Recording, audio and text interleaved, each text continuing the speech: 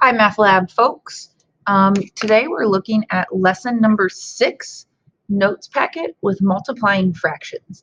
So we have a couple different ways or methods that we can use to multiply fractions. One is what I'm calling the long method, and the other one is the shortcut method. I like to be efficient, so I use the shortcut method. And in our examples today, I will be using the shortcut method. But right now, I will explain the long method.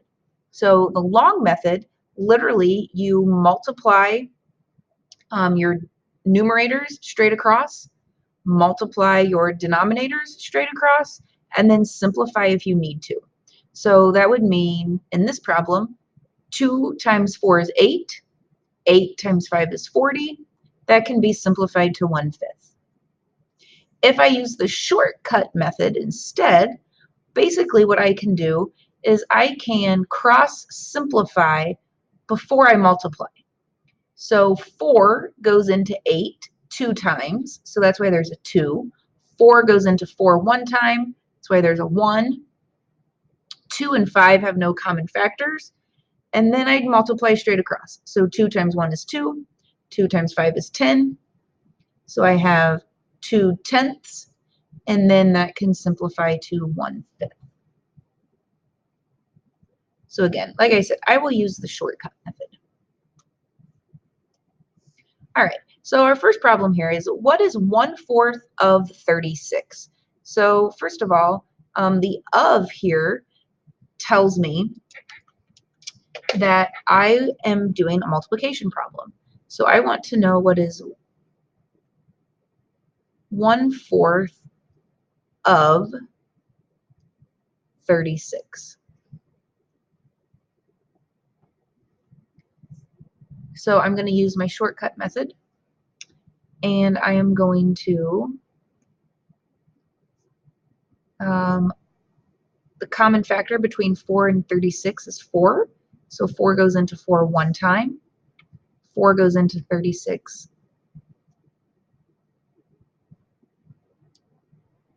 9 times. So now I multiply straight across. 9 over 1, which in simplest terms would just be 9. And this mathematically should make sense because there are 4 chunks of 9 within 36. Okay, let's do another one. 2/3 times 9/4. So 9/4, I'm going to rewrite this a little bit bigger so we can see it. 2/3 times 9/4.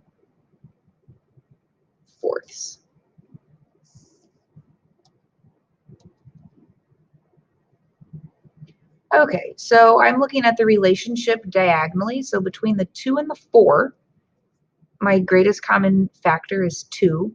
So 2 divided by 2 is 1. 4 divided by 2 is 2. In between my 3 and my 9, 3 goes into 3 1 time, 3 goes into 9 3 times. So I end up, now I just multiply straight across. So 1 times 3 is 3. 1 times 2 is 2. So I end up with an answer of 3 over 2, or 1 1/2. Okay, so now you're going to push pause and do both of the U-try problems, and I'll be back with the answers.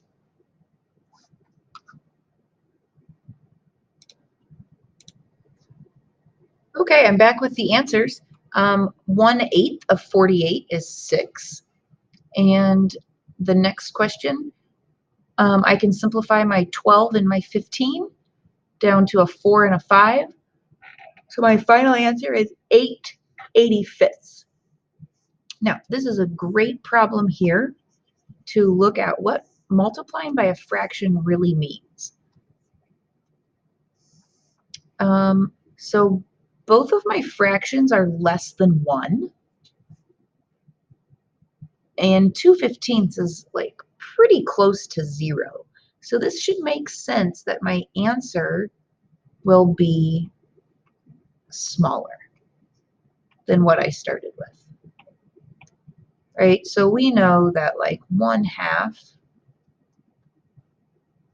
times 2 is 1. So when I multiply by a fraction, my answer is going to get smaller. This is the same concept as multiplying by a decimal.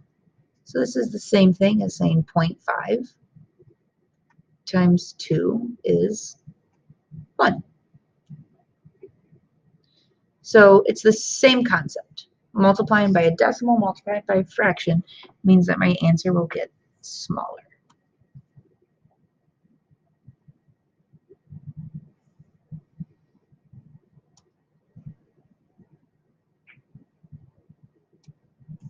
Okay, if you flip over to the back side, we will see now, same idea, we just have 3 sets of numbers that we're using. So I'm looking for, again, I can still look for my relationships going diagonal. So I see a 4 and an 8. So that would be simplified to a 1. My greatest common factor is 4, so that would be a 2. So now I'm ready to multiply. So I have 1 times 5, which is 5, 5 times 2, which is 10, and 9 times 11, which is 99. And that cannot be simplified, so we're good to go. You go ahead and try the U-try problem, and I'll be back with the answer. Welcome back to the U-try problem. Hopefully you were able to simplify the 3 and the 6. I think that's all we can simplify. So we're going to have 25 on the top. 5 times 5 is 25. 2 times 4 is 6. 6 times 7 is 42. And there is nothing here that can be simplified. All right, let's take a look at the most exciting problem of the day, which is multiplying mixed numbers. So when we are multiplying mixed numbers, we first have to make our mixed number into an improper fraction. So to do that, I multiply my whole number in my denominator and add in my numerator. My denominator stays the same. So this is your little formula of how to do that. So let's look at 2 and 2/5. I'm going to multiply 5 times 2 and then add 2. So 5 times 2 is 10 plus 2 is 12. So I have 12/5. 1 times 9 is 9 plus 1 is 10. Oh, this is going to work out great. I can do some simplifying here.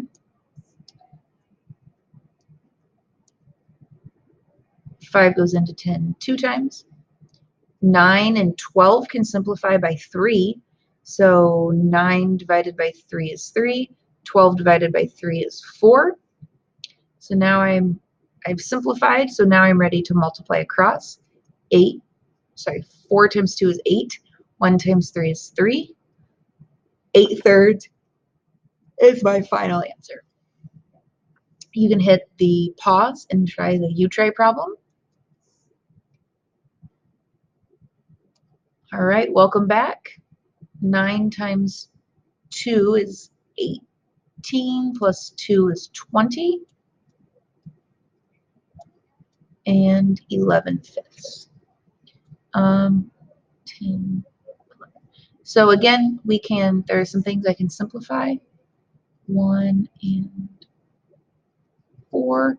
So it looks like I'm going to end up with 44 over 9. And this is how we multiply fractions. See you later.